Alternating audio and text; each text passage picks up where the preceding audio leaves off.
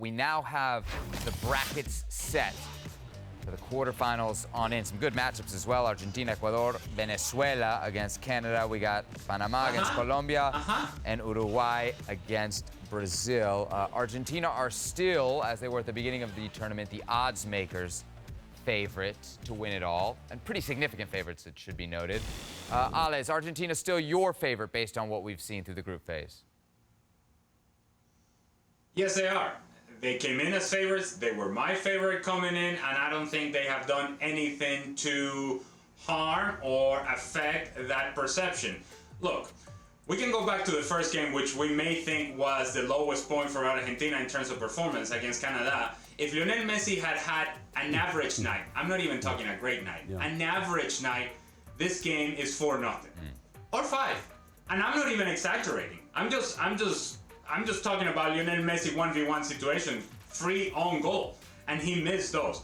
And yet we think of that performance as, well, you know, Argentina was under pressure. Truth is, yeah, maybe at times, but they were far superior to Canada and should have been far superior in the scoreline. From there, they've been building up with the performances. They were comfortable in their following matches, and when we think, well, what's going to happen if Messi doesn't play? Against Peru, with a heavily rotated team, as comfortable as you can possibly be, passing the ball around, creating chances, scoring goals. Of course, the presence of Lionel Messi elevates this team, and I expect that Lionel Messi is going to play. But regardless, even if he's not on the field, they still have enough pieces, certainly in this team, to get through to the next round and then see where Messi is after that. Argentina continue to be the favorite, and I have no reason to believe otherwise. You agree, Herc? I do. They were my pick as well. This is a team that has proven to play many different ways. How they played against Canada, and they adjusted in that halftime, took control of that game. How they played a very physical game versus Chile. 9 different players in the last game versus Peru, albeit Peru, but still presents its difficulties. They were as good as ever. Angel Di Maria playing a different position, playing facilitator. You have Lautaro Martinez coming off the bench, leading goal scorer of this tournament. They're very deep. They can hurt you in different ways. If Messi is healthy, you've got arguably the biggest game changer in the game today in this tournament on the field. And they're defending World Cup champions. How could they not continue to be favorites? This is going to be a very difficult team to break down and try to beat. We were talking in the green room. You think they might want to rest him in this game? Listen, man, we've seen this before in Major League Soccer. Messi's going to always want to play. Sometimes you need to save the player from themselves. We've seen it. 37 years old. You don't just say, I feel something, continue to play, take the next game off, and think everything's going to be okay. It's Ecuador, and Ecuador has not really looked their best. It's a knockout game. It is a knockout game. It's a knockout game in a Copa America. It for sure is. It for sure is. I mean, if he half wants to play, you got to assume no one's keeping him off the field. But what I and you know he's going to at least half want to play. What I saw versus Peru leads me to believe that their second team can compete in this tournament as well. It's a very good team. But what, a 9-day break he would have? It's a 9-day break. All I'm saying is one more game. If you think you squeak by, maybe it's in the best interest. But certainly Messi is Messi. He will pick and choose when he plays. And if he thinks he is healthy, there is nobody keeping him off that field. What do you think about Argentina, Kasey? I mean, there's no question that over the last several years, last Copa America, last World Cup, that they've figured it out. You know, it was always that little, asterisk next to Messi, and they got over that hump. And I'm just wondering, because of how difficult it is to have that sustained success, that maybe is it somebody who's on a roll, like a Colombia, and it's on kind of a neutral ground, right? It's not being hosted in Argentina or Brazil in Brazil or Uruguay in Uruguay. It's kind of this neutral ground that might give somebody a little edge. And you guys have talked about it. The buzz in the stadium for Colombia right now, it's like they're at home. And maybe they just roll with this confidence and win streak and go all the way. Ale, I'm looking at the brackets, and I'm thinking about what I picked before the tournament as well. I thought Uruguay would win it all. One side of the bracket here is stacked. Uruguay, Brazil, and Colombia. If we're saying Argentina's the favorite, we're assuming they're going to get through on that side. What about on the other side of the bracket? Who do you think's getting through, Ale? Hold on, now you lost me. Which side of the bracket are we talking about? Colombia, We're talking about the Argentina side. Uruguay, Brazil. Who's going through from that side of the bracket? Oh, mommy. I'm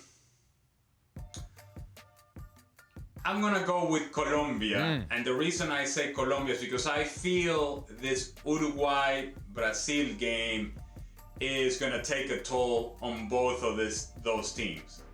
I don't feel Colombia will go through the same physical challenges against Panama. I really look at this Brazil-Uruguay and the historical significance of it, and two giants on CONMEBOL, historical giants on CONMEBOL going after each other. I don't think that these teams end this game with 11 players. I think there's going to be enough kicking to go around. I believe there may be injuries as well. It's just going to be a grind, and a really physical grind. Honestly, I think it's going to take a toll, and eventually those things are going to mount up, because there may be suspensions that are carrying to the next match and will affect the way that this team, any one of these teams, actually lines up against Colombia, and affect the way that those semifinals are going to be played. Colombia, I think, has a more direct path. I'm going to take Colombia. Colombia to get through on that other side of the bracket? I picked Uruguay to start off with, but the main reason I didn't pick Uruguay to win this tournament is because I also think they're going to run out of steam. It's a Marcelo Bielsa coach team, and you know how high octane, how just physically demanding that is. And throughout the course of a tournament, that's going to take its toll. But I look at this Colombia team and the different types of ways they can win and hurt you, whether it's Luis Diaz, being direct, whether it's James Rodriguez with the precision on the left foot, or whether it's set pieces, free kicks, corner kicks, how effective they have been. Today they scored a goal, it was called back, but they have shown how effective they can be on set pieces. They have more ways to hurt you than at Uruguay. I kind of think it's Colombia that's heading to that final. Case, last word. You agree? Yeah, I think Colombia's in the informed side coming into the tournament, and they haven't showed any reason. They haven't dropped that form at all. No reason to doubt. And to Ali's point, the better of the two matchups, Yeah, for right? sure, 100%. Instead of getting Well, you don't- Uruguay. Instead of Panama? beating each other. You don't believe in Panama? I'd rather play Panama than Uruguay or Brazil. That's for sure. The one quarterfinal we haven't mentioned, and I have to get Ali's take on it. Of course, Venezuela against Canada. Ali, do you feel like Venezuela is a favorite or the underdog in this? I can't quite make my mind up. I think both teams feel very confident and comfortable with the matchup. And it's fair, from Canada's perspective, to feel comfortable and confident when playing against Venezuela. But it's also fair for Venezuela to feel comfortable and confident playing against Canada.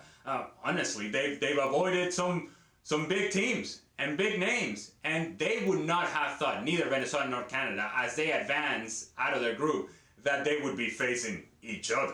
They would have thought a bigger team, bigger name, that perhaps just getting out of the group would have been enough. Now, for both, this is an opportunity to think about, wait a second, now the way things are shaping up, we're looking at a semifinal, babe. We're looking at the possibility of continuing on in this competition, and who knows what happens if you get into the semifinals. Well, I'll tell you what happens. Argentina will beat either Venezuela or Canada. But regardless, we're not there yet. And Just enjoy the quarterfinals, what you're saying. Yes, that's right. Enjoy this moment, both Canada and Venezuela, and of course you know where I'm leaning. I'm not even leaning. I'm all in with Venezuela for here, for life, forever and ever. Amen. Vamos, Venezuela! Canada, of course, surprisingly somewhat, carrying the flag for CONCACAF here, along with Panama. Yeah, surprisingly, absolutely. You give them a chance against Venezuela? Absolutely. Oh, Good chance? Absolutely. Because, listen, Venezuela is a good team in a good moment, but Canada's got house money right now, and they're a dangerous team. Canada qualified for this tournament by beating Trinidad and Tobago in a playoff to get here. They've got house money. Jesse Marsch has, he had 2 games before this tournament with them? And one, they got embarrassed versus the Netherlands, and another, a very respectable 0-0 draw versus France. And they played, I think, in a way where they earned respect versus Argentina, albeit still lost, fine, but earned respect. And they have what I think are difficulties for any team. And certainly Venezuela will acknowledge the difficulties of a physical team, of a fast team, of a team with special players in their offensive third or with space ahead of them. An Alphonso Davies, a Jonathan David, You know, Estacio that's very good in picking his moments to, you know, facilitate these players. It's a difficult team with difficult problems to try to solve, but certainly both teams would like their chances, and to think, and I say this respectfully, that in a semifinal of this tournament, it's going to be Venezuela or Canada. That's a big moment for both those countries. What if it's Canada, Kasey, and the U.S. and Mexico are at home, and specifically the U.S. is home, knowing they could have hired Jesse Marsch as the manager? Well, it's definitely a bit of a wake-up call, but the United States has been in situations where they found themselves maybe punching above their weight a little bit at times, and you just take that for what it is. And I think what Jesse Marsch and Canada will do is build off of that, and they'll try to recreate the success they had in World Cup qualifying and get back to that and get back to being more dominant. And they had this confidence during World Cup qualifying when they won World Cup qualifying when nobody expected them to do so. And they did it with a bit of flair and with a bit of athleticism to hit you on the counter and be very dynamic. And we haven't quite seen that yet. What I think happened was Jesse was all excited about the game against the Netherlands. I'm going to show you how we're going to press and we're going to do this. And then they got kind of brought down to reality. Lasted 45 minutes. Yeah. And it was kind of probably one of those good moments to say, you know what? Let's kind of slow down here a little bit. Let's get things right defensively. And they have. And they've gotten, and it's been, you know, what do we talk about sometimes? We talk about being pragmatic. Well, Canada has been very pragmatic in this tournament to say, you know what? Maybe we're not going to go out and win 4-0, but we're going to find a way to get into the knockout rounds. All right, we'll leave our look ahead Couple to the... things, Seth. Yes, quickly, Ale, go ahead. Hold on. Yeah, very quickly. Couple of things. When Herc says, with all due respect, it's either Canada or Venezuela in the semifinal, with that disdain, there is no respect there. Okay? I said with all due the second respect. thing I would say is, with all due respect, Bless their heart. Canada or Venezuela. Bless their heart. Yeah, bless their heart. The second thing I would say is that now Futbol Americas has to shift their focus away from the United States and Mexico to Canada. Whoa, to we've never shied away from Futbol Canada. Americas, We just shied away from Venezuela. Fully representing the Americas. Something tells me Tell we're still going to focus on the U.S. and Mexico, tell even 'em. if they're not in this tournament.